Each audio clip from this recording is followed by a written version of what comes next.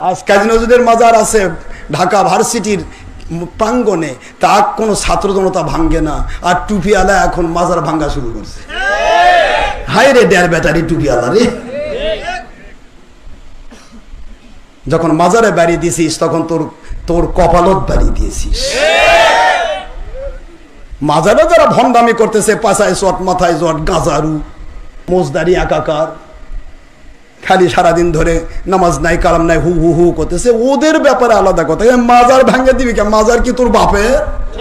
এটা তো ওলির মাজার। মাজার তো ওলির হয়, মাজার তো শয়তানের হয় না। দুনিয়ার মানুষ, আপনি সারাটা জীবন চেষ্টা করেন, আপনার মাজার হবে না। এমন জায়গায় কবর দিবে যে জায়গায় কুকুর শিয়ালে পায়খানা করে। আর ওলি যে হয় তার মাজার হয়, দিন রাত লাখ লাখ জনতা সেখানে যে ফুটে যায়। কেন মাজারের প্রতি বিশুদ্ধার আপনার?